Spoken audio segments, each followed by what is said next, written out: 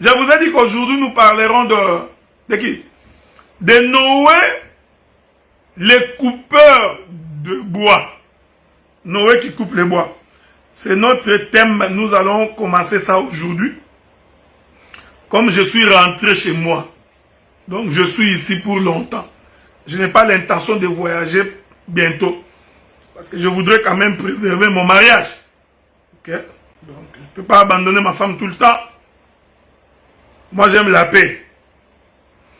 Je prends le livre de Genèse chapitre 6. Genèse chapitre 6.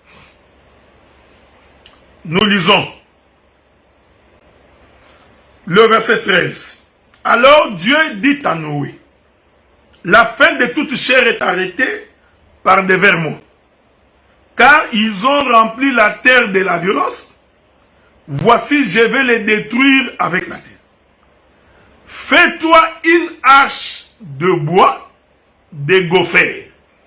Tu disposeras cette arche en cellules et tu l'enduiras de poids en dedans et en dehors. Voici l'écriture de base. Nous allons donc nous amener dans la maison du vin afin que nous puissions boire et nous enivrer. Et quand nous parlons du vin ici, nous sommes en train de parler de l'enseignement. Donc, il ne faut pas vous imaginer que nous parlons de Maria Christina ou de Johnny Walker ou Senzano. Non. Le vin ici, c'est l'enseignement. Donc, je voudrais vous amener pour que vous viviez cet enseignement ici. Et vous allez voir que quand vous comprenez les choses de Dieu, vous ne pouvez pas échapper. Et quand vous parlerez, on vous identifiera par l'enseignement. Quand vous marcherez, on vous identifiera par l'enseignement. L'Éternel Dieu décide de détruire la terre. Écoutez-moi bien. Alors Dieu, pour détruire la terre, il demande à Noé de construire l'arche. Et il précise à Noé que tu construiras l'arche avec les bois de gopher. Que la paix du Seigneur soit avec vous. Parce que les hommes de cette époque étaient devenus méchants. Ils ne priaient plus Dieu. C'est comme aujourd'hui, bien aimés dans le Seigneur. Les hommes sont mauvais. Ils sont rancuniers. Ils font la guerre. Quand nous cherchons la paix, l'homme cherche la guerre. Ils sont dans des disputes, dans des divisions, dans des généalogies, dans des lignées. Les hommes sont devenus pervers. Il suffit de regarder les réseaux sociaux pour vous rendre compte jusqu'où va le monde. Vous allez vous rendre compte que le monde est complètement détruit. Alors Dieu prend la décision de détruire la terre. Un jour, on posa la question à Jésus, donne-nous les signes de ton avènement. Ma bien-aimée sœur Judith, je te salue. Le Seigneur répond aux Juifs, il dit, il ne vous sera donné aucun autre signe. Si ce n'est que ce qui se passa du temps de Noé. Il dit, ce qui arriva du temps de Noé arrivera de même au temps de l'avènement du Fils de l'homme. Oh, bien-aimés dans le Seigneur, nous allons visiter Noé pour nous rendre compte qu'est-ce qui est arrivé au temps de Noé. Au temps de Noé, les hommes étaient remplis de méchanceté. La Bible dit qu'au point où Dieu s'est repenti d'avoir créé l'homme. Donc Dieu a regretté pourquoi j'ai créé l'homme. Parce que les penchants de l'homme sont tout le temps, constamment, tournés vers les choses de la terre. Tournés vers les mauvaises choses. C'est ça le penchant de l'homme. Que la paix de Dieu soit avec vous. Alors Dieu va donc décider de détruire la terre.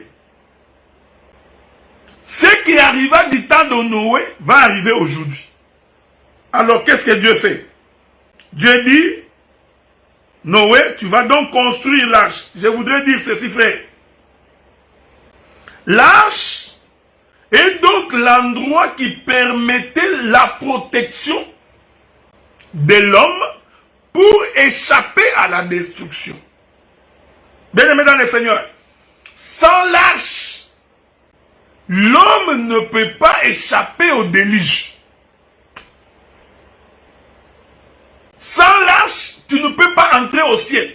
Vous voyez, au temps de Noé, il a fallu l'arche pour que les gens qui seront dans l'arche survivent au déluge. Qu'ils survivent au jugement de Dieu. Ce que je voudrais dire ce soir, bien-aimés dans le Seigneur, sans l'arche, aucun de vous ne survivra dans ce monde. C'est ça l'enseignement que nous voulons tirer dans notre propos d'aujourd'hui. Que la paix du Seigneur soit avec vous. Mais regardez, pour que Noé construise l'arche, Noé devait donc aller couper les bois. Donc, Noé devait quitter les lieux de sa demeure. Noé devrait se déplacer, aller dans la forêt. Et là-bas, Noé doit couper les bois. Et Noé, quand il coupe les bois, il va donc couper les bois dans la forêt. Noé, je précise que c'est Noé, c'est Noé. Quand vous lisez votre écriture, il n'y a aucune écriture qui dit que quelqu'un a aidé Noé à construire l'arche.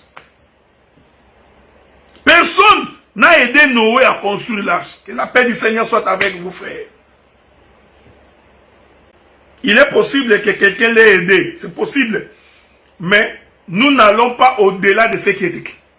Comme Dieu n'a pas mentionné que Noé bénéficiait de l'aide de quelqu'un.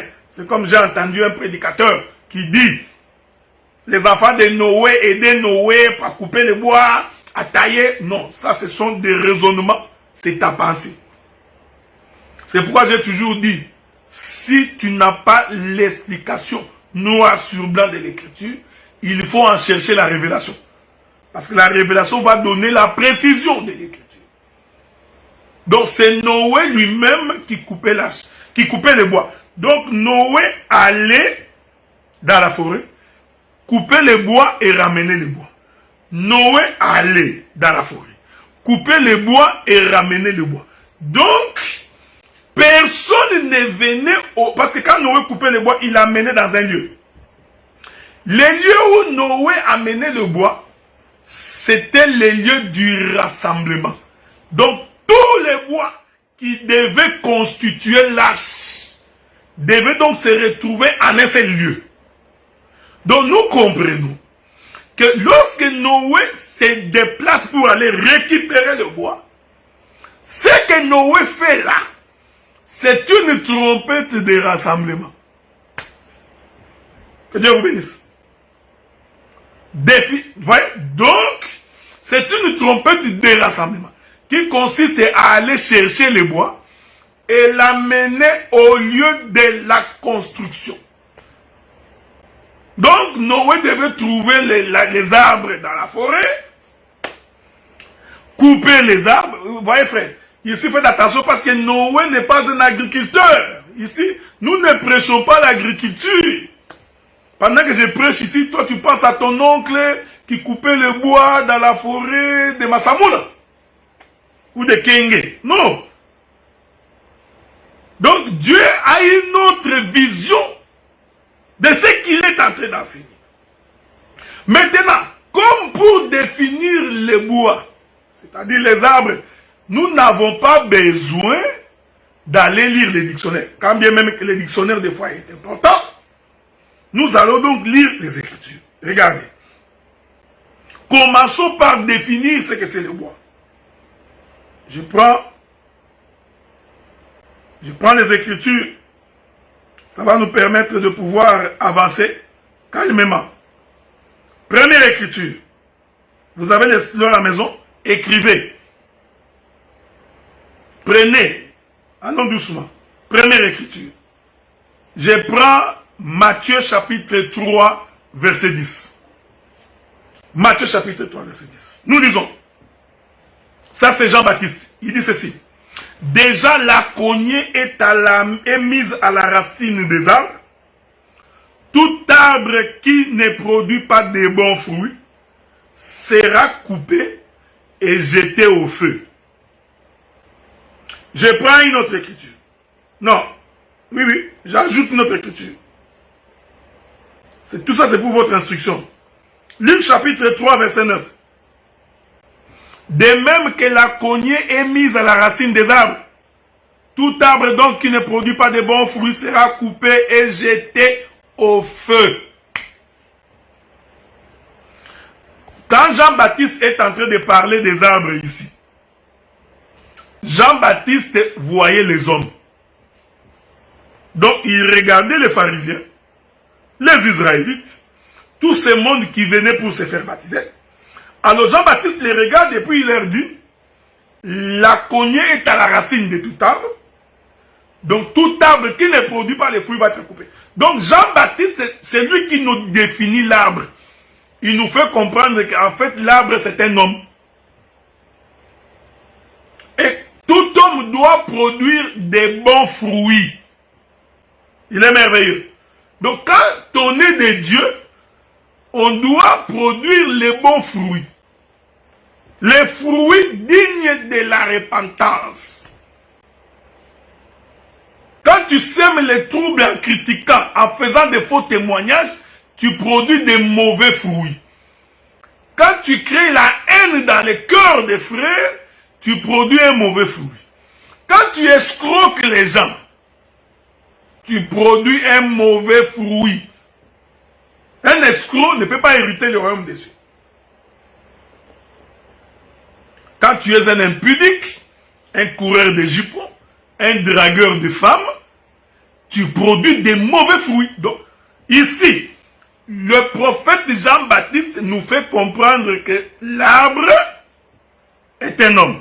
Je vais prendre une autre écriture. Je vais t'ajouter les écritures. Tout ça, pour que tu comprennes. Je vais prendre le royaume des arbres. Ok? Dans les livres de Souffré, hein? C'est pas dans les livres de juges. Livre de juges. Prenez le livre de juges. Ok? Juges. Juges chapitre 9. Le royaume des arbres. Je commence par le verset 8. Non, verset 7. Jotham en fut informé. Il alla se placer sur le sommet de la montagne de Garizim, et voici ce qu'il leur cria à haute voix. Écoutez-moi, habitants de Sichem. Que Dieu vous écoute. Les arbres partirent pour aller oindre un roi. Que la paix de Dieu soit avec vous. Voyez-vous, frère. Toi, tu penses que est-ce que les arbres marchent? Ouais, ça, ce sont les langages paraboliques de l'Éternel. Les arbres partirent pour aller oindre un roi. Et les mettre à leur tête. Ils dirent à l'olivier. Donc, l'olivier, c'est un arbre. Ce n'est pas moi qui dis, c'est juge, frère. Ils dirent à l'olivier, règne sur nous. Vous comprenez que quand l'Éternel a créé les arbres dans la création, en réalité, l'Éternel créait les hommes.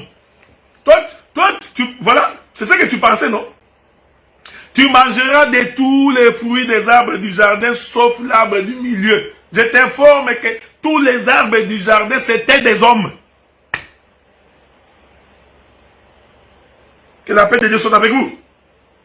Mais l'olivier leur répondit, renoncerai-je à mon huile, qui m'assure les hommages de Dieu et des hommes, pour aller planer sur les arbres? Donc, que la paix de Dieu soit avec vous. Voilà pourquoi quand nous vous avions dit que au jour de Noé, lorsque le déluge est allé se percher sur une montagne, et que Noé va envoyer la colombe. Quand la colombe est allée, au retour de la colombe est rentrée avec la feuille de l'olivier. Nous te disons que cette feuille de l'olivier là, c'est tout un homme. C'est pas moi, c'est l'écriture. Donc en fait, la colombe est allée récupérer tout un homme qui s'appelle la feuille de l'olivier. Il va l'amener dans l'arche. Je vous laisse continuer. Je donne une écriture. L'olivier a refusé. Les arbres dirent au figuier, viens-toi, règne sur nous. Mais le figuier leur répondit, renoncerai-je à ma douceur? Merveilleux. À mon excellent fruit. Pour aller planer sur les arbres. Les arbres dirent à la vigne, viens-toi, règne sur nous. Vous voyez, les royaumes des arbres. Mais la vigne leur répondit, renoncerai-je à mon vin, qui réjouit Dieu et les hommes pour aller planer sur les arbres? Alors tous les arbres dirent aux buissons d'épines, viens-toi, règne sur nous. Les buissons d'épines répondirent aux arbres, si ce n'est de bonne foi que vous voulez me oindre pour votre roi, venez, réfugiez-vous. Mais j'ai toujours dit ceci, vous voyez les doctorats, hein? C'est pas ce que vous prétendez. Hein? Les doctorats, ce n'est pas ce que vous prétendez, frère. Les doctorats, ce n'est pas Wenge. Frère, les doctorats, c'est pas Zaïko Langalang. Maison mère, non. Les doctorats, ce n'est pas Vita. Parce que tu vois, nous qui avions grandi à Kinshasa, parce que moi je suis Kinois. Vita, c'était l'équipe de, on disait à l'époque l'équipe de Bayaka. C'est-à-dire que tout le monde comment on appelle ça aujourd'hui? Tchangou, voilà. Matete, Tchangou, Kingasan. Il ne faut pas blaguer avec Vita. Oui! Les Vita Clébiens peuvent te bouffer. Mais mon thème à Pembe, c'était la classe. Donc, il suffit d'assister à un match de Vita Club. Après le match, tu verras comment au stade, il y a des babouches qui traînent partout, tout ça. Bon. Donc, les doctorats, c'est pas vite, hein, frère. C'est pas faire beaucoup de bruit. Tu penses que c'est le doctorat. Non. Les doctorats, c'est cette capacité de comprendre les Écritures. Tu as remarqué? L'olivier a refusé. Le figuier a refusé. La vigne a refusé. Mais l'épine, voilà. Je te donne un devoir à domicile. L'épine, lui, il accepte de régner. Oh, quand l'épine règne sur vous, qu'est-ce qui arrive? Vous êtes sous les coups de la malédiction. Voilà pourquoi l'Éternel avait dit à la terre, toi terre, tu produiras les épines. Avez-vous remarqué ça? Or, les épines produites par la terre est une couronne, c'est un roi qui domine sur la terre. Et la terre sur laquelle l'épine est en train de dominer, ce sont les arbres. Voilà pourquoi quand vous avez un ministre épine, vous allez voir, l'église n'a que des problèmes. Celui qui crée les problèmes, c'est les ministres. Frère, non, une église doit avoir des problèmes qui viennent du peuple. Les problèmes devraient venir du peuple. Et nous, les ministres, c'est à nous d'aller résoudre ces problèmes. Mais lorsque les ministres deviennent un problème dans l'église locale, c'est une épine. Vous comprenez pourquoi Jésus a porté... Il est merveilleux. Bon, je vais vous dispenser ça. J'ai donné ça pour attester que les arbres sont des humains. Ce sont des hommes. Ok? Je vais ajouter une autre question. Ajoutons. Ajoutons. Je n'ai pas fini. Ok? Je fais comme ça, c'est l'enseignement. Ok? Vous voyez, quand je prêche dans une église, là, je suis en train de courir, c'est autre chose. Mais quand je fais l'enseignement, je suis calmement. C'est comme ça que j'avais demandé au bien-aimé de l'Italie. Il faut me suivre quand je suis assis comme ça à la maison. Parce qu'ici, je parle doucement, calmement. Okay? Quand je suis à l'église, nous faisons des montées. Nous descendons, nous courons très vite. Hein? À la vitesse de la 5e génération. C'est comme je disais à mon bien-aimé, le docteur Oscar, j'ai dit que Aujourd'hui, nous prêchons 5G, la prédication 5G. Il faut avoir le courage. Je prends une autre écriture. Une autre écriture. Marc chapitre 8. Toujours pour expliquer le bois. Marc chapitre 8. Lisons.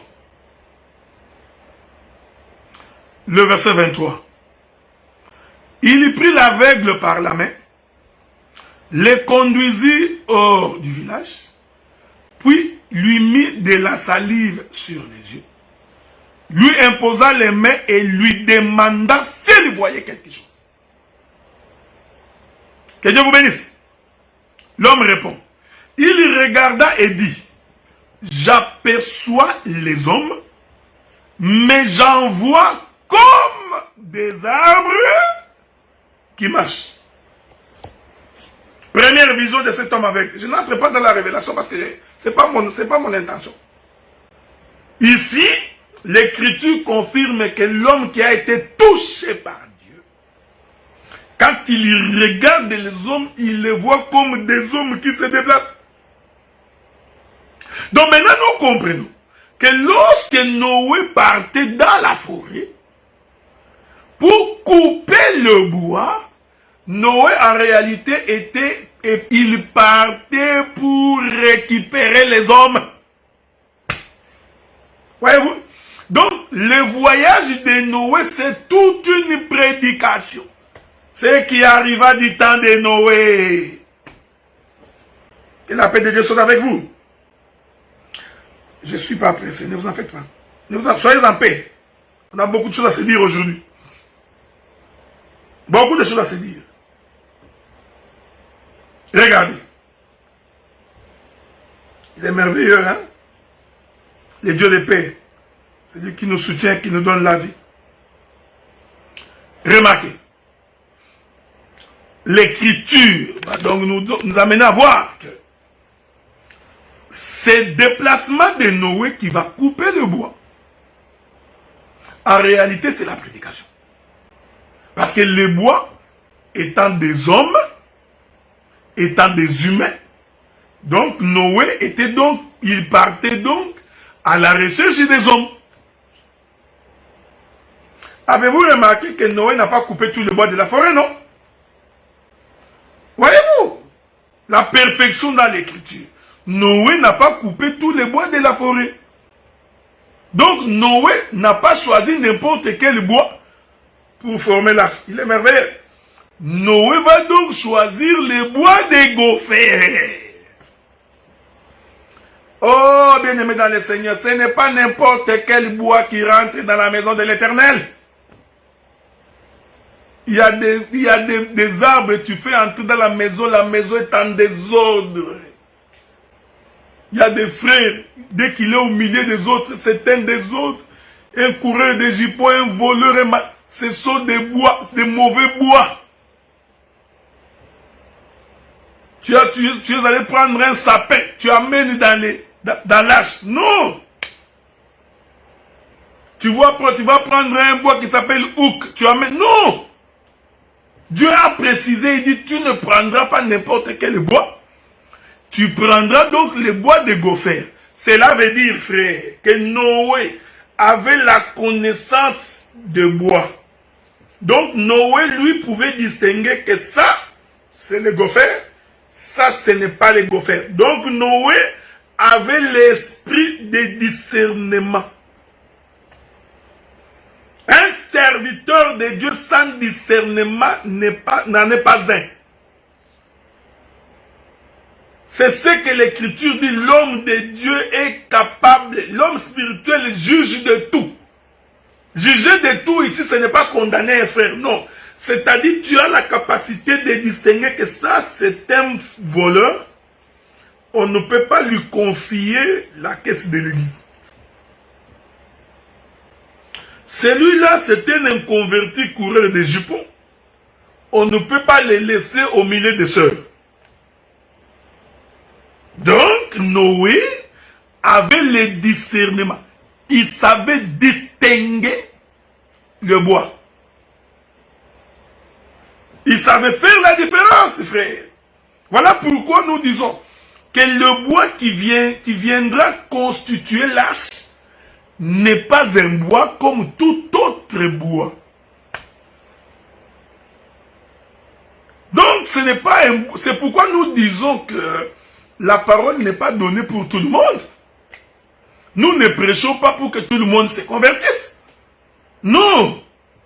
Ça, c'est mal comprendre l'écriture. C'est comprendre Dieu selon l'entendement humain. Mais selon Dieu, ce n'est pas... Jésus a dit ce qui arriva du temps de Noé. Il ne faut pas chercher des couloirs pour t'en sortir. Regarde ce qui est arrivé au temps de Noé. Tu comprendras l'évangile. Les écailles tomberont de tes yeux. Donc, ce prédicateur-là qui dit que le salut est pour tout le monde, il a les regards flous. Il a les cataractes dans ses yeux. Il ne voit pas clairement. Donc, il faut que les yeux, les écailles tombent de ses yeux. Avez-vous remarqué cette chose? Donc, Noé qui partait dans la forêt. Est-ce que vous remarquez ça? Donc, Noé qui va dans la forêt, c'est celui-là qui va prendre les hommes, les récupérer de la forêt et l'amener au lieu du rassemblement. Vous voyez, frère, c'est toute la prédication. Donc, une prédication sans conversion n'est pas de Dieu. Parce que tu vois, le bois va donc être séparé des autres bois qui sont dans la forêt. Donc, nous prenons un bois qui était aussi bois dans la forêt, mais ces bois-là étaient en fait différents des autres bois. Alors, il faut les séparer d'eux. C'est ça l'église. C'est ça la mission de Noé. Donc, Noé, qu'est-ce qu'il fait? C'est pourquoi la Bible appelle Noé le prédicateur. On va lire ça. Il ne faut pas croire que quand on dit que Noé, le prédicateur là, toi tu es en train de passer comme les témoins de Jéhovah, que Noé sortait, bien aimé, il faut entrer, Dieu va détruire la terre, vous là, non! Oh, bien aimé, il faut abandonner l'impudicité, tu vas aller en enfer, abandonner les vols, tu iras en enfer, oh bien aimé, ça là, ce n'est pas prêcher. Il y a ceux qui confondent, il fait la morale, il pense que c'est la prédication. Ça, c'est pas prêcher. Donc, je reprends. Écoutez. Ça, c'est Paul qui dit ça dans les livres des Hébreux. Hein. C'est pas ça. Ou Pierre. 2 Pierre chapitre 2. 2 Pierre chapitre 2. Verset 5. S'il n'a pas épargné l'ancien monde, mais s'il a sauvé Noé, lui, 8e, c'est prédicateur de la justice, lorsqu'il fit venir les déluges sur un monde des impies. Je précise, c'est prédicateur de la justice. Faites attention. Quand nous allons voir Noé, nous ne verrons pas où Noé a prêché. Mais le frère Paul dit de Noé qu'il était le prédicateur de la justice. Mais c'est quoi la prédication de la justice? C'est couper les bois. Donc quand Noé coupait les bois, là, Noé prêchait. Donc Noé, que Dieu vous bénisse, vous voyez ça? Hein? Donc Noé, c'est l'écriture qui dit, quand vous aurez reçu le Saint-Esprit, vous serez mes témoins à Jérusalem, en Samarie et dans tout jusqu'aux extrémités de la terre. Donc, Noé représente en lui-même les apôtres. Noé représente en lui-même les prédicateurs. Noé en lui-même représente tous les prophètes. Voyez-vous, Noé, le fait qu'il allait couper les bois, c'est ce que lui appelle ici la prédication. Prédicateur de la justice. Alors, il va récupérer le bois. Premier élément, il va donc le couper. Il va donc le déraciner de la forêt. Bien aimé dans le Seigneur, quand on est enfant de Dieu, quand on est de Dieu, on ne vit pas comme les gens du monde. Des fois, ça fait de la peine de considérer que les gens qui étaient censés être les modèles pour leur peuple sont en train de scandaliser le peuple. Les gens qui devaient nous servir des modèles, ce sont ces gens-là qui créent des isanies. Ce sont ces gens-là qui sont des colériques. Ils sont des haineux, des mauvaises foi. Il faut des calculs politiciens. Leur cœur est rempli d'amertume. Et ces gens-là disent qu'ils servent Dieu. Avez-vous remarqué ça? Donc, Noé, qu'est-ce qu'il fait? Il va donc déraciner. Il va séparer les gophers avec les autres bois de la forêt. Bien-aimé, Dieu nous a appelés pour que nous nous séparions du monde. Il nous a appelés pour que nous nous séparions des choses de la terre. C'est ça ce que Noé faisait. Je vais ajouter notre écriture. Pour toujours confirmer que les hommes sont des bois. J'ai beaucoup d'écritures. Hein? Et regardez. Écoutez ce que la Bible dit. Je suis dans le livre de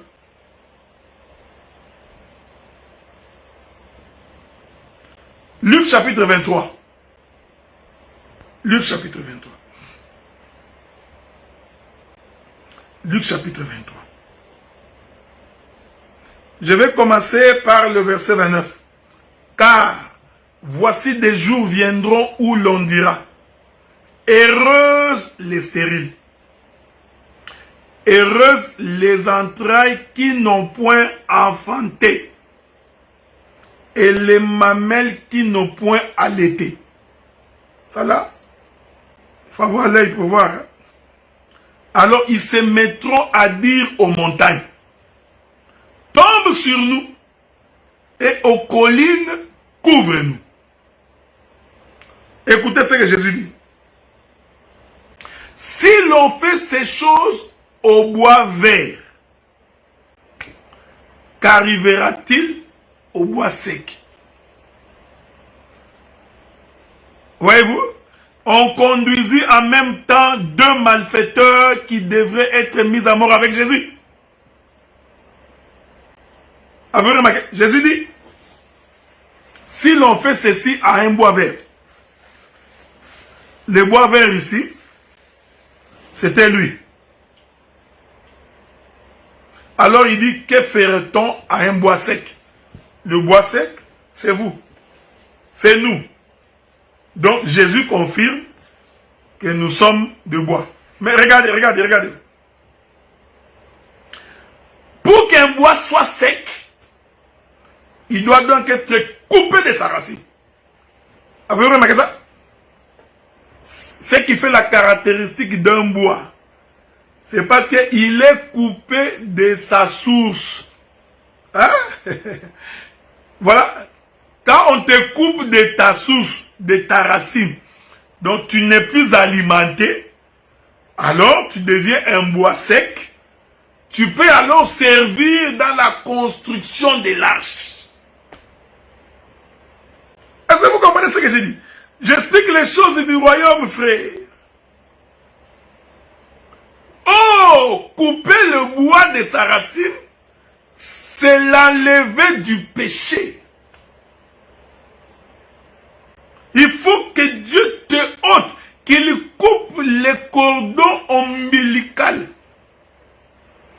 qui te relient à ta mère. C'est pourquoi quand un enfant naît, l'enfant est relié à sa mère par les cordons ombilicaux. C'est-à-dire la mère est en train de nourrir l'enfant. Le sang qui circule vient de la mère. la nutrition vient de la mer. Or, la mer ici, c'est la terre. Est-ce que vous voyez ça, frère? Donc, quand quelqu'un croit au Seigneur, on doit donc couper les cordons ombilicaux. Ainsi, nous comprenons que quand Israël sortait de l'Égypte, parce que Israël était nourri par l'Égypte, Israël, ici nous expliquons que Israël, c'est aussi lui, le bois de Gopher. Israël était nourri par l'Égypte. L'Égypte était comme sa mère. Mais Dieu dit, tu laisseras mon peuple partir pour me servir. Que mon peuple sorte pour m'adorer. Ici, Israël, c'est aussi un bois de Gopher. Et nous expliquons que l'Égypte, c'est ça la forêt. Donc le monde est une forêt, frère. Il faut donc que Noé descende dans la forêt. Remarquez, frère. Donc Noé devait descendre dans la forêt. Oh, le mouvement de Noé qui descend dans la forêt là, c'est ça le Seigneur Jésus-Christ qui vient dans le monde. Avez-vous remarqué ça? L'Éternel dit à Moïse, j'ai entendu les cris que les oppresseurs font pousser à mon peuple. Je suis descendu. Je suis descendu pourquoi? Pour couper les cordons ombilicaux. Est-ce que vous remarquez ça? C'est pour dire ceci, frère. C'est pour dire ceci. Quand on est enfant de Dieu, il faut que la racine du péché soit coupée. Et cette racine du péché ne peut être coupée que par la parole vraie, authentique, qui donne à l'homme la crainte de Dieu et la haine du péché. Non, il y en a d'autres, même s'il est avec nous, comment on appelle ça, son abdomen, je ne sais pas moi quoi. Je ne sais pas comment vous appelez ça en français. Vous qui connaissez le français mieux que moi. Moutolu c'est quoi? Bon, vous allez trouver, vous allez revenir sur moi. Vous allez m'écrire, je vais lire ça. Donc, l'homme est dans l'église, mais il est toujours attaché à sa mère. Toujours. Toujours attaché. Il va toujours vérifier. Qu'est-ce que Zaïko a dit? Zaïko a dit quoi? Et on a volé là-bas. J'ai dit, c'est le cordon ombilical. Je cherchais, c'est ça, le cordon ombilical. Mais c'est le cordon ombilical. Bon, peu importe, bien aimé. Est-ce que vous comprenez? Il y a des gens, même quand ils prient, il a toujours les regards dans les choses du monde. Il est attaché au cordon ombilical. Nombril. Que Dieu te bénisse, mon tolou. J'aime ça. C'est le nombril. Au lieu de couper, on coupe pas. Le nombril il est toujours nourri. L'homme, au lieu d'être, c'est pourquoi Dieu a fait que quand l'enfant naît, pour qu'il soit séparé de sa mère, on doit couper le cordon ombilical. C'est pas pour rien. Qu'il soit détaché, déconnecté. J'aime ça, j'aime ça. L'appareil de votre correspondant et soit hors du périmètre cellulaire. Donc, un chrétien doit être hors du périmètre. Non? Tu verras un prédicateur, il ne connaît que les choses du monde. Il est tellement attaché aux choses terrestres. Tellement attaché aux choses de ce monde. Donc il est nourri par ça. Il adore ça. Moi, des fois, on me pose la question, Adla, tu connais, je ne connais pas. Comment tu connais? Je ne connais rien. Les choses du monde ne m'intéressent pas. C'est comme je disais à quelqu'un avant-hier, j'ai dit, il paraîtrait qu'il y a des vidéos de femmes qui sont allées à Dubaï faire des bêtises. Mais regardez comment les gens sont intéressés pour aller voir des futilités. Et ça là, vous dispatchez, comme on dit en anglais. Vous dispatchez ça à gogo. Donc il envoie 10 000 personnes, 15 millions, 18 millions pour aller voir un homme nu avec une femme nue. Les cordons attachés à ces choses-là. Vous croyez que c'est ce qui arrive aujourd'hui, c'est une chose nouvelle? Salomon avait raison de dire qu'il n'y a rien de nouveau sur la terre. Ce qui a été, vous pensez que c'est aujourd'hui que les hommes couchent avec les animaux? Attendez. Je vais vous trouver cette écriture-là. Je ne sais pas si je trouverai ça. Voilà. Lévitique chapitre 18. Prenez votre Bible. Qu'est-ce qui vous attire dans le monde? Quoi? Qu'est-ce qu'il y a de plus attractif dans le monde? Frère, je vous dis qu'il n'y a rien. Prenez Lévitique. Chapitre 18. Verset 23. Tu ne coucheras point avec une bête pour t'essuyer avec elle. La femme ne s'approchera point d'une bête pour se prostituer avec elle. C'est une confusion. C'est pas nouveau. C'est que vous voyez à Dubaï, là, les gens sont en train de faire tout ça. Il n'y a rien de nouveau. Dieu savait que l'homme, c'est un pervers. Ce qui arriva du temps de Noé va arriver. L'homme est un pervers, frère. J'ai toujours dit aux gens, il ne faut jamais, alors jamais, faire confiance à un homme. Même moi, ne me faites jamais confiance. Faites confiance à l'Éternel. Parce que l'homme te décevra. Je vous avais toujours dit ça, frère. L'homme te décevra toujours. Voilà, le cordon ombilical attaché. Non, Noé devrait couper l'arbre. C'est un conseil que je donne à tous les ministres serviteurs. Vous n'avez pour mission que de prêcher l'homme pour qu'il quitte le péché. Non, vous ne prêchez pas autre chose, frère. Ne prêchez pas par polémique. Ne prêchez pas parce qu'on vous voit. Nous avons une très grande, surtout moi, ça je parle pour ma part. J'ai une très grande responsabilité pour perdre mon temps dans des futilités. Je ne perdais pas mon temps dans des histoires qui peuvent nous distraire. Non. Tel a dit, tel a raconté. Non. Celui qui sert Dieu, qui a Dieu entre ses mains, il n'a pas peur de combat. Parce que Dieu lui-même est une majorité. Dieu lui-même est une majorité. Avoir Dieu te suffit. Avoir Dieu te suffit. Que tes frères t'abandonnent, que tes soeurs t'abandonnent, que ta femme t'abandonne, que tes enfants t'abandonnent. Si tu as Dieu, tu es comme Joseph. Seul dans les pays d'Égypte, il va émerger. Joseph était seul. Il n'avait l'appui de personne. Si ce n'est que Dieu lui-même. Bien aimé dans le Seigneur, quand tu as Dieu, cela te suffit. Tu n'as pas besoin de l'appui de quelqu'un pour marcher dans ta vie. Tu n'as pas... J'ai dit que je parlerai dans les jours qui viennent. Votre enseignement là sur la généalogie, sur les pères, parce qu'aujourd'hui, tous les enseignements tournent autour des ministres. Ils se vantent, ils veulent se prendre des positions. Tu vois les ministres, je suis ministre, il faut croire à ce que j'ai dit. Nous allons nettoyer tous ces enseignements-là. Parce que c'est teinté d'un motif impur. Tout le monde commence à appeler tout le monde père, père, père, père, père. On ne comprend plus rien, absolument rien. Au lieu de prêcher Christ, nous faisons des gens pour qu'ils deviennent nos enfants. Pour qu'ils deviennent nos disciples. Ça, nous n'avons jamais prêché comme ça. Nous n'avons jamais dit ça.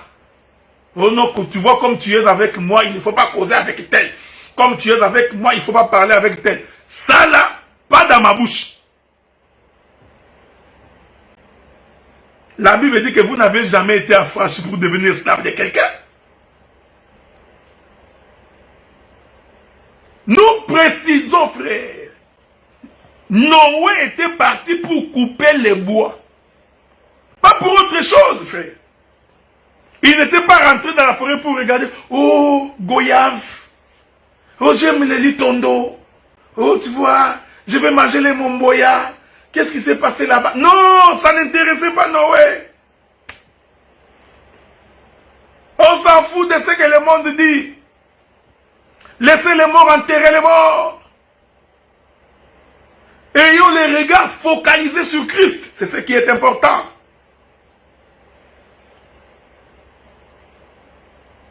Ayez les regards focalisés sur Christ. Sur la grâce qui nous est offerte en ces jours. Je vais finir dans 5 minutes. J'ai dit et je répète. Noé est allé chercher les bois. Une fois que tu as dit, frère, je vais venir, je viendrai. Vous savez, non? Je vous avais dit que s'il y a des ministres têtus, je suis parmi les têtus. Je viendrai. Tout tourne autour des ministres. L'église est devenue comme... C'est que le ministre, c'est lui. Moi, je ne peux pas m'associer avec les frères. Je ne peux pas faire une réunion avec les frères. Nous sommes les ministres de Dieu. Nous, tout tourne autour de vous. Vous, les autres ne représentent rien.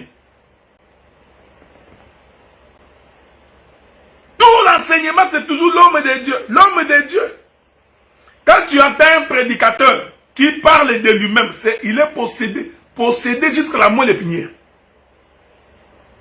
Il souffre d'un complexe. Il n'y a que celui qui est complexé, qui essaie de s'affirmer. Mais celui qui a quelque chose, il ne dit rien, il ne se vante pas. Donc, Mouyuta, je me souviens comment on disait ça à l'époque.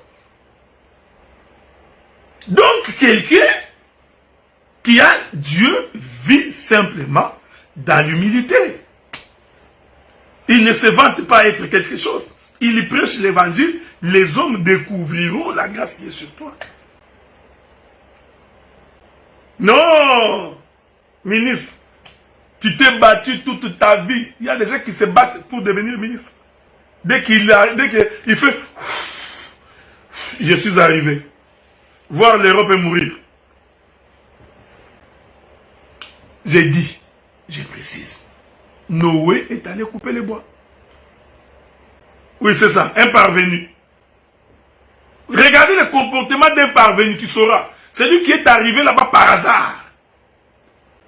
C'est lui qui arrive par... Vous allez... Quand vous voyez quelqu'un qui veut à tout prix prendre de l'espace, comprenez que c'est un parvenu. Parce que la grâce elle-même va te donner accès à ce que tu veux. Quand Dieu agrée la voix d'un homme, frère, quand Dieu t'agrée, il te donnera la position que tu ne veux pas. C'est pourquoi la Bible dit, quand vous venez dans une fête, refusez d'aller prendre les premiers sièges, de peur que l'ordonnateur de la fête ne puisse te dire, non, ici n'est pas ta place, rentre derrière. C'était la place réservée à quelqu'un d'autre. Autant mieux aller t'asseoir derrière, comme ça on va te prendre, on va t'élever. Ça, je suis dans l'exhortation. Nous avons des gens comme ça, il veut prendre la place, il veut qu'on voie lui. Nous, c'est toujours... Moi, je suis le docteur des docteurs. À part moi, c'est un esprit que j'ai trouvé en Europe, un esprit mauvais. Un esprit mauvais qui est en train de circuler en Europe. Un esprit, je l'ai vu cet esprit-là, en train de circuler les rues des pays européens. Non, moi je connais plus que tout le monde ici en Europe. Ouais, l'homme est attaché, cordon ombilical. Cordon, attaché aux choses du monde. Attaché là-bas. Donc même quand il veut partir, on le tire par les cordons.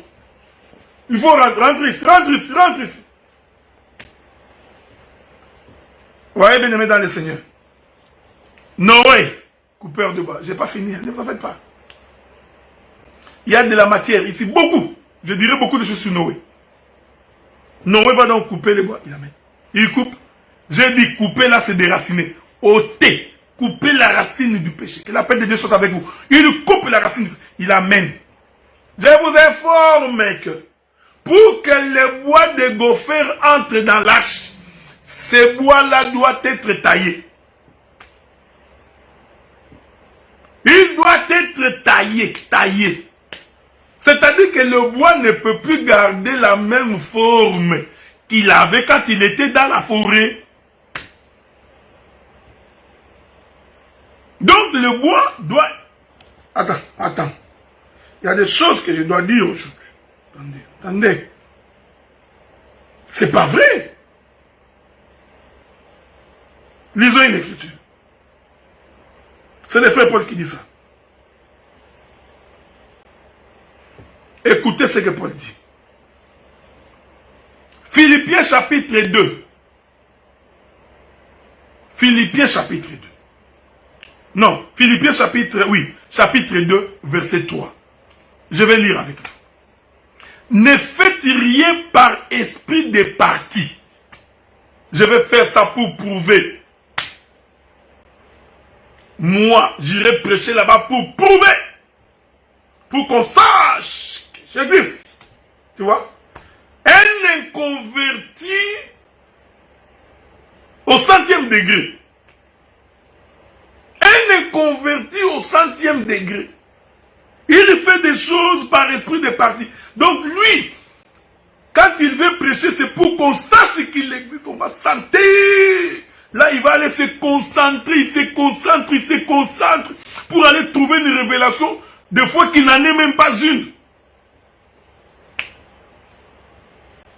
Tu as vu ça fait? Alors il se vante que lui connaît, il est en train de critiquer tout le monde. Il dit, non, Guy Guston, lui ne connaît rien. Mais si tu connais, tu encadres, tu n'insultes pas. Tu donnes des directives, tu aides. C'est ça être véritable enfant de Dieu. Le frère Paul dit, ou par vaine gloire. Frère, il y a même quelqu'un qui a prétendu, il dit à son frère, ça il me parlait, oh docteur, moi je peux prêcher plus que toi. J'ai dit alors, on fait quoi? Ah, ça fait quoi? Mais je te laisse si tu peux. Est-ce que nous allons nous battre pour ça? Je peux aussi. Moi je peux. C'est comme un joueur, c'est comme un supporter dans les pourtours. Au balcon. Il pense que quand il va entrer dans le terrain, il va jouer.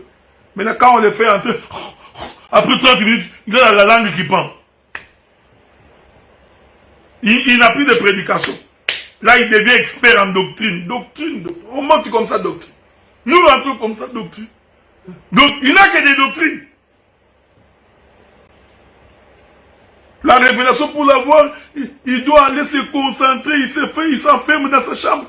Il va aller lire 18 prédicateurs. Il cherche une synthèse.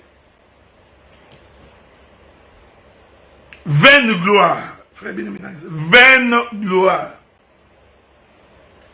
Nous nous apprêtons pour rencontrer le Seigneur. Nous prêchons pour notre propre vie. C'est pour l'excellence que nous rencontrons. Paul a dit, je cours non pas comme quelqu'un battant l'air, mais je cours comme un soldat qui se discipline avec l'intention d'avoir la couronne. Non, nous allons faire ça pour effacer les autres. Je vais faire ça pour que la famille sente que j'existe. Je vais acheter l'auto pour qu'on sache que moi j'ai une auto. Vaine gloire. Mais que l'humilité vous fasse regarder les autres comme étant au-dessus de vous-même. Ça là. Donc tu viens comme ça parmi les frères. Tu fais en sorte que tu es un frère comme tout autre frère. Je ne parle pas de la fausse humilité. Il y a des gens qui ont de fausses humilités. Tu sais, pour connaître quelqu'un qui a une fausse humilité, il faut l'avoir en privé. Tu verras l'orgueil. Des gens qui ont de fausses humilités, premier élément, ils ne demandent jamais pardon. Si tu vois quelqu'un qui ne demande jamais pardon, dis-toi que cet homme n'a jamais eu l'humilité.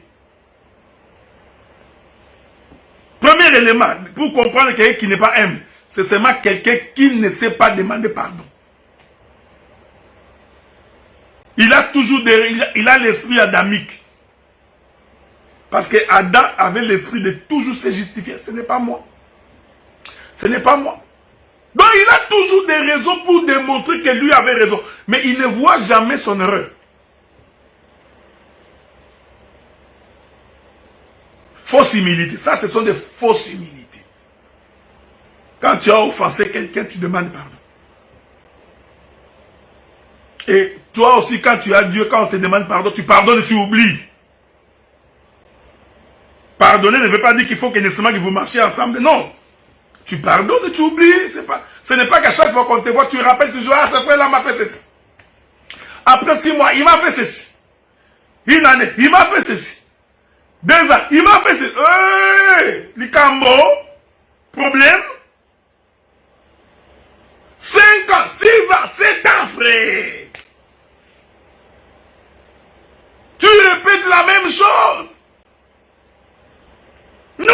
bien aimé, honnêtement là, ça n'a aucun sens. On ne peut pas répéter la même chose pendant 10 ans, frère. Non. Tu pardonnes, oui, oui, je pardonne, c'est oublié, c'est parti, c'est parti. Vous savez, frère, j'ai toujours dit aux gens que c'est Dieu qui combat pour ses enfants. Ce n'est pas à force de parler que tu auras gain de cause. Laisse Dieu te justifier quand tu as des problèmes avec des gens. Et la Bible dit que pendant les moments de tumulte, les sages se taisent. Il n'est besoin pour toi de te justifier, beaucoup de justifications. Non. Il y a une expression en français qui dit que l'État est le meilleur allié de l'homme. J'ajoute l'écriture. Tout ça, c'est pour vous expliquer que le bois doit être coupé de son cordon ombilical. Abandon du péché. Colossiens chapitre 2.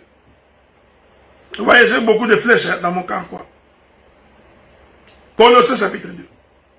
Qu'aucun homme, sous une apparence d'humilité. Vous voyez, frère, Paul avait vu tous ces gens. Sous une apparence d'humilité. Et par un culte des anges, ne vous ravisse son gré les prix de la course. Tandis qu'il s'abandonne à ses visions et qu'il est enflé d'un vain orgueil par ses pensées charnelles. Avez-vous remarqué ça? Avez-vous vu ça? Donc, quelqu'un peut avoir une fausse humilité. Attends, je vais vous donner une autre question. Une fausse humilité. C'est pourquoi quand on est des dieux, on doit être véritablement converti. Je voudrais vous trouver notre écriture.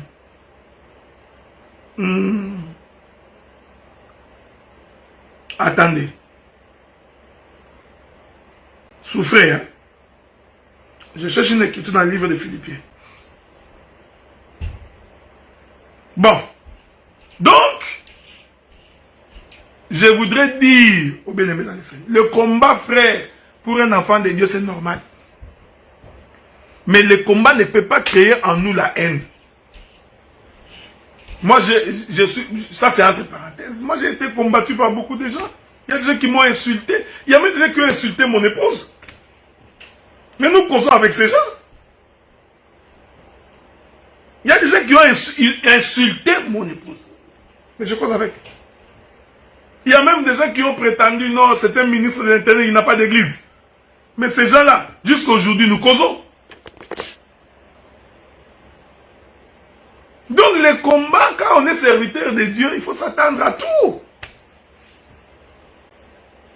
Je suis arrivé à Bruxelles, il y a même des frères qui m'ont appelé. Non, là on trouve que tu es orgueilleux dans ta manière de mettre les photos.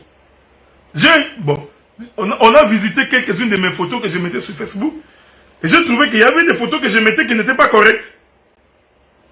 C'était un peu du genre de photos, tu te poses la question, mais pourquoi j'ai mis cette photo-là? Il y a même un frère qui m'a dit, mais la photo que tu as mis quand tu es dans l'hôtel, pourquoi tu as mis ça? Alors j'ai regardé la photo, je me suis dit, oh, mais pourquoi j'ai mis cette photo? J'ai dit au frère, je m'excuse. Je crois que ça c'est un peu la chair qui m'a fait faire ça. Je vais enlever toutes ces photos. C'est passé, non? J'ai même pris la résolution que quand moi je mets les photos, je mettais les photos de l'église. Les membres de l'église, les cultes. Mais mes photos à moi personnelles, en train de marcher, tout ça, je ne mettrai plus. Mais je pouvais également dire au frère, oh m'a dit, écoutez, mais les photos, ça fait quoi? Un orgueilleux n'accepte jamais les remarques. Mais les combats, frère, on en aura. Mais que le combat ne crée pas en nous la haine. Pas du tout. Pas du tout. Donc, il faut considérer que... ça, je suis sûr et certain que c'est mon bien-aimé Morgan qui écrit des choses comme ça. J'étais sûr. Je n'avais même pas encore lu. Je savais que c'était Morgan qui avait écrit ça. Vous voyez, frère? Donc, il y a des choses... Non. On ne se justifie pas en tout. Non, un homme de Dieu ne fait pas des choses comme ça. Et aussi, j'ai toujours dit, frère, ce que nous refusons, j'en parlerai dans la Bible, ce sont les divisions. qu'est-ce qu'on entend par division? C'est-à-dire qu'on l'homme, l'un va de l'autre, l'homme de l'autre, ils deviennent des ennemis. Ça, c'est la division. Mais la séparation biblique, la Bible dit que si deux personnes ne se mettent pas d'accord, ils ne peuvent pas marcher ensemble. C'est une écriture. Pourquoi vous voulez refuser ça? Donc, si deux individus ne se sont pas mis d'accord, ils se parlent, ils discutent, ils ne se sont pas mis d'accord, ils se séparent. L'autre va d'un côté, l'autre... Frère, ce n'est pas un péché. Ce qui devient mauvais, c'est lorsque tu es parti, tu commences à critiquer, à insulter ton frère. Ça, là, c'est mauvais. Abraham s'est séparé de l'autre, mais Abraham n'est pas allé insulter l'autre, l'autre non plus. J'ai toujours dit que celui qui insulte, c'est toujours celui qui est complexé. C'est comme dans un mariage, hein, ou dans une relation. Si c'est l'homme qui a chassé ou qui a refusé la femme, si tu vois la femme qui parle beaucoup, c'est parce que c'est elle qui souffre. Mais la personne qui ne souffre pas, il s'en fout. Dans un couple, quand tu vois, cet homme m'a fait ceci, cet homme ici, je manque d'appétit, je ne peux pas manger, le foufou ne descend pas. Comprenez que c'est lui qui souffre. C'est lui qui est complexé. Prenez une écriture. Donc, que les gens se séparent, c'est pas grave. Disons une écriture. Écoutez. J'aime le frère Paul. Je prends le livre de Philippiens, chapitre 1er. C'est là qu'on va finir. Je prends le verset 13. Lisons.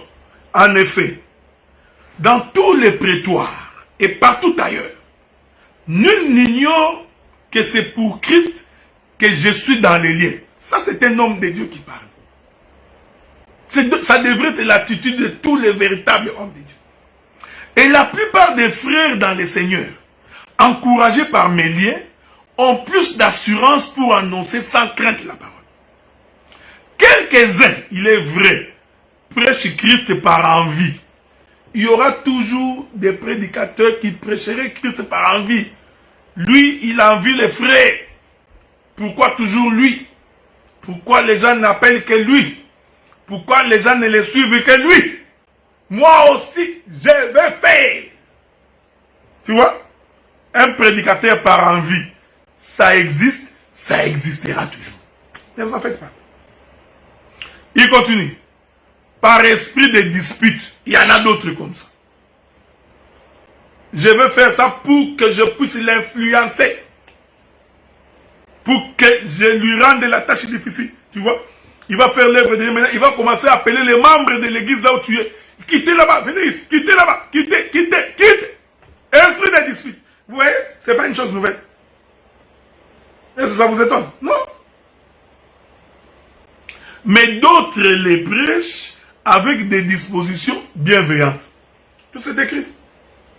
Donc toi-même, tu peux te catégoriser. Si tu vois quelqu'un qui se fâche, comprenez lui-même dans quel côté il est. Quand j'ai dit ça, quelqu'un se met en colère, comprenez. Paul continue. Ceux-ci agissent par amour, sachant que je suis établi pour la défense de l'évangile. Tandis que ceux-là, animés d'un esprit de dispute. J'ai toujours dit aux frères que nous n'ignorons pas la doctrine. Ce n'est pas parce que nous sommes plongés dans la révélation que nous ignorons la doctrine. Non, nous n'ignorons pas la doctrine.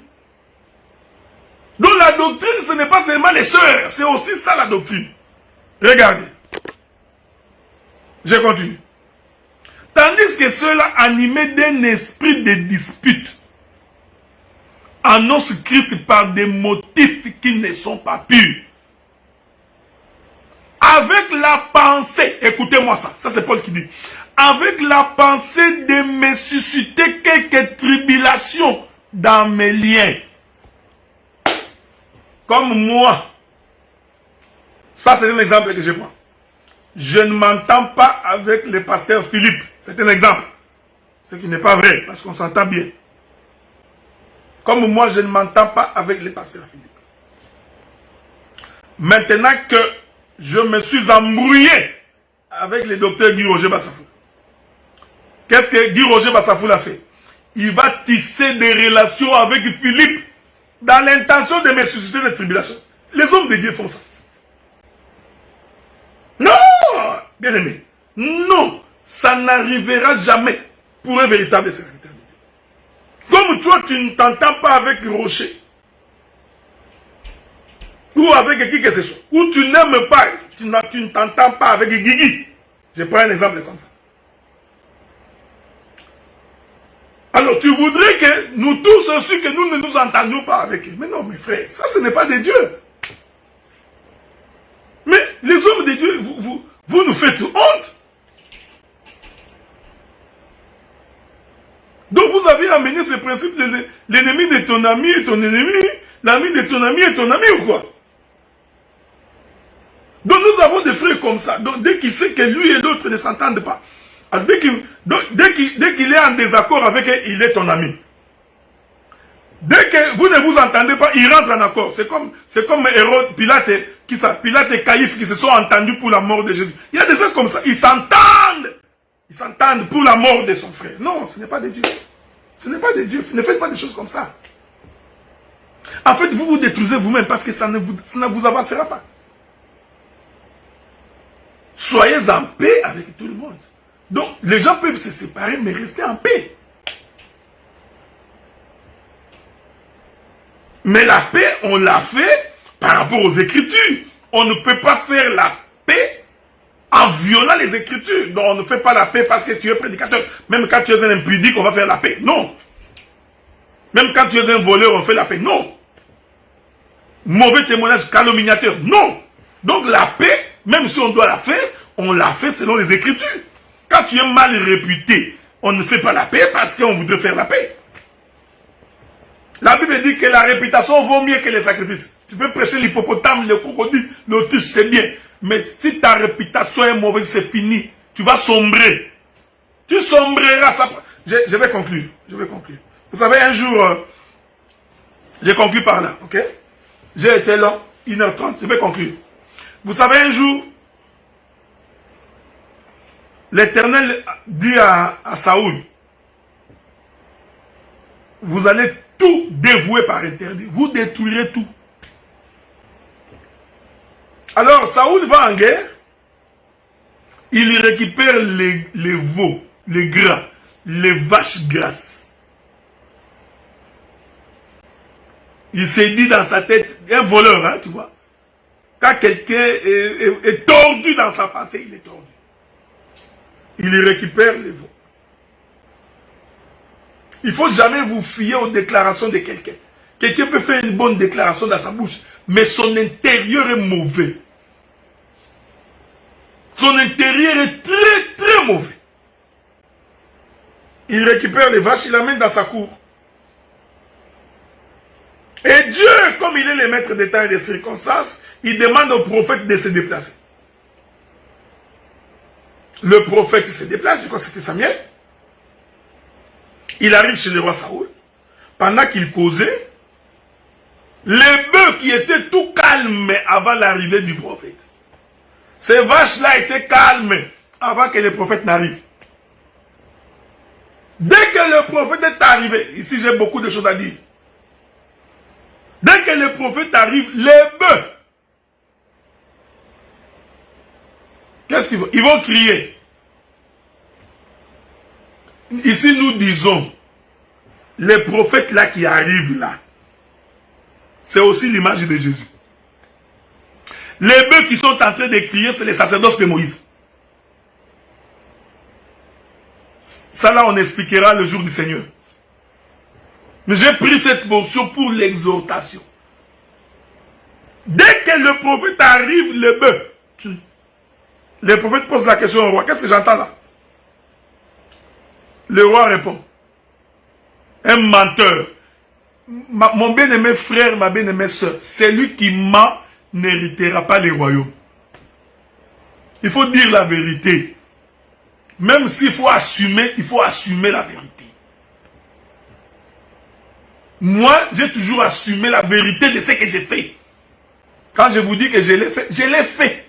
Quand je ne l'ai pas fait, je ne l'ai pas fait. Il ne faudrait pas que vous mentiez pour couvrir quelque chose. Non. Pourquoi tu n'as pas mangé chez les frères? Oh non, parce que j'avais mal au ventre. C'est faux. Quelqu'un t'a dit de ne pas aller manger chez lui. Pourquoi tu ne dis pas la vérité que non, les frères tel m'a dit. Frère, tout ce qui se dit clairement est une vérité. Quand quelqu'un déjà t'amène à ne pas dire, non, tu vois, pour chercher la paix. Je voulais dire, mais ma soeur, je te demande de ne pas parler parce que tu trouves, nous voulons seulement éviter les problèmes. Un menteur, il n'est pas dans la vérité. C'est lui qui est dans la vérité, il va dire, je n'ai pas fait ça parce que. Non, tu mens pour rien. Tu t'accables de péché pour rien. Saoul va encore mentir. D'abord, il a désobéi à Dieu. Maintenant, il ment. Il dit non. J'ai trouvé ces vaches la grâce. Je les ai amenées pour l'offrir à Dieu. C'est comme si Dieu ne savait pas que tu trouverais des vaches grasses là-bas. Le prophète dit ce que tu as fait est une mauvaise chose. Les prophètes s'aimaient pour partir. Le roi Saoul va tenir les prophètes par les manteaux. J'aime ça, j'aime ces choses. J'aime ça. Il tient les manteaux du prophète. L'écriture dit que les manteaux se déchirent. Alors, le prophète se retourne et regarde Saoul. Il dit, le royaume t'est arraché. J'ai toujours dit aux gens, quand tu ne marches pas avec Dieu, en fait, Dieu t'a déjà abandonné, mais tu es encore au trône. Hein? C'est comme Saoul.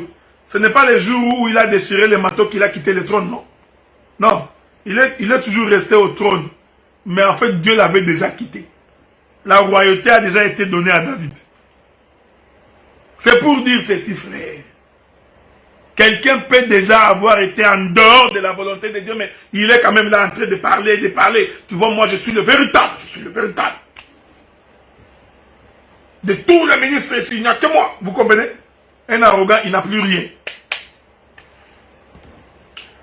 Que la paix du Seigneur soit avec vous. Que Dieu vous bénisse.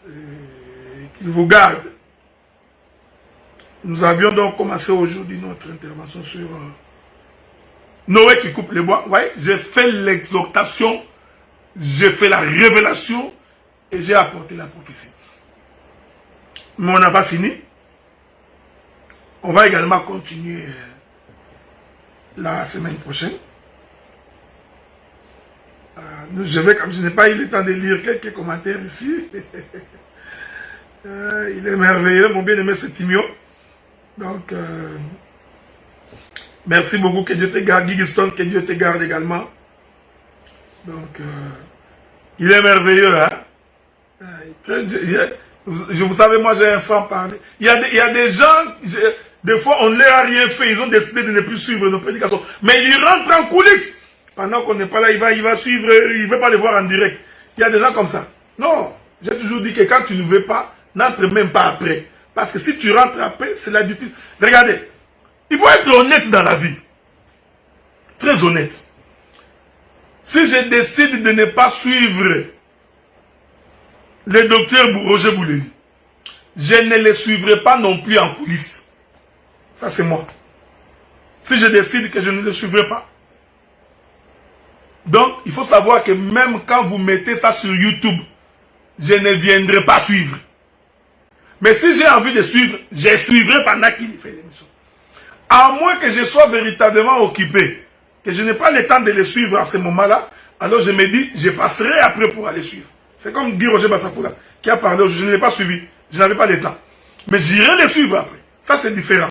Mais celui qui dit, je ne suis pas, parce qu'il a peur qu'on voie son visage, qu'on voie son nom.